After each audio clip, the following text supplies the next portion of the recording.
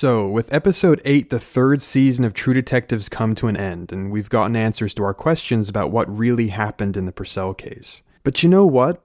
We all watched the same episode, so I don't feel like wasting this video just regurgitating over again how all the elements of the crime played out. I'm hoping I can bring something different to you guys, so I want to take some time to talk about some of the deeper, hidden structures of the very last episode of the story. Mr. Hayes, do you want me to feel threatened? There's something that might have seemed very off-putting or even frustrating to some people about the finale, which was how much time was spent in the episode flashing back to moments in Hayes' relationship with both Roland and Amelia. It seems intuitive that the entire runtime should be dedicated fully to finally resolving the case, right? But I think the choice to include all those personal moments was made with a very explicit purpose in mind. So what I really want to talk about is, what the hell is that reason, exactly? That's why she wasn't sure about her own history. She'd been drugged half her life. Told some fucked up fairy tale by this woman. We do get a resolution about the case itself, thank God, along with Hayes and Roland denying Junius Watts the ending he desperately begged for his own wretched story. Y'all come back here! Y'all punish me! I need y'all to punish me!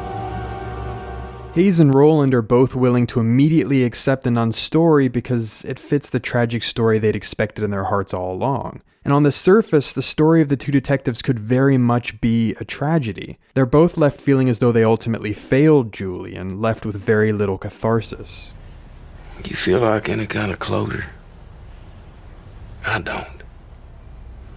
And even if Henry does figure out who lives at the address on the scrap of paper he took from his father, he's very unlikely to ever bring it up to either Hayes or Roland. But there's a clue that we need to start looking at the finale in a very different way, and it comes in the words that the Phantom of Amelia says to Hayes. What if it was really one long story that just kept going and going until it healed itself?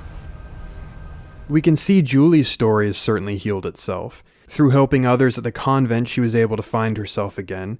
She's got a husband who's loved her for a very long time, and a little girl who possesses all of the bright innocence that Julie had stolen from her as a child. And when Hayes finds her, Julie is literally surrounded by life, working in her garden. Not only that, but Hayes' sudden lapse of memory protects Julie from having any of her painful past forced back to the surface. Thanks for your help. Glad I was out here to help. But Amelia's words not only end up being true for Julie, but also for both of the detectives who tried to find and save her, too. We get a pivotal scene of Roland being abandoned by Hayes as his partner in 1980, and then Roland picking fights and weeping outside a bar in 1990, destroyed over his part in killing Harris James and losing his partner for a second time. The agony of Roland's isolation is then partially healed as we see him adopt the first stray that will become the pack of dogs he'll gather as he ages. And then many years later, his loneliness is fully healed as he makes plans to move in with Hayes and happily joins his family on the porch. Real glad to see you. Glad to see you too, pal. We've been seeing the troubled parts of Hayes' relationship with Amelia all season, but this episode goes out of its way to show us two moments in their relationship that could have very easily ended it all.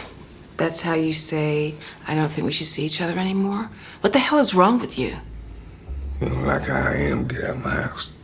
And then, what's really fascinating is that we're shown those issues being resolved or healed in reverse order. The episode itself opens with an older Hayes and Amelia smiling at each other at the university in Arkansas and the life they've made for themselves after leaving the Purcell case behind. And then a conversation in a bar where he and Amelia decide to abandon the Purcell case altogether. Amelia in the form of her planned sequel, and Hayes by quitting his job at the police department. I think maybe I should quit. You should too. And then we get backtracked even further to 1980, where Hayes refuses to burn Amelia after she wrote a truthful article about the Purcell investigation, and I think by doing so fully realizes how strongly he feels about her. She didn't lie. And I'm not saying she did. But that realization terrifies him and puts him on the defensive, because during his time in Vietnam and ever since then, Hayes has always assumed he'd never be able to find someone who could make him feel those life-affirming things. As though Vietnam had stolen some part of him he hadn't been able to bring home with him after the war ended. But we see the last resolution in his story as Hayes chooses to allow his story to heal and moves past those doubts and fears. I think I want to marry you. I didn't think that happened for me. And then with powerful contrast, we're immediately transported to Hayes in Vietnam, back to where the conflict of his life all started. And there's this striking moment when Hayes looks right back at the camera. This technique has been used frequently in the series to show Hayes' thoughts moving to a different place and time. But to me, it also felt like this younger Hayes was looking back at the audience themselves for some kind of reassurance or confirmation, hoping to see some kind of sign that far away from that dark jungle that, like Julie's, like Roland's, and hopefully like each of ours, that one day, maybe his story might just turn out all right. Well, thanks very much for joining me through Season 3 of True Detective. If you've enjoyed these videos, you should definitely make sure to subscribe, because coming up I'll be taking deep looks at upcoming series like American Gods, Game of Thrones, and FX's Legion, along with a smattering of other videos, all coming very soon.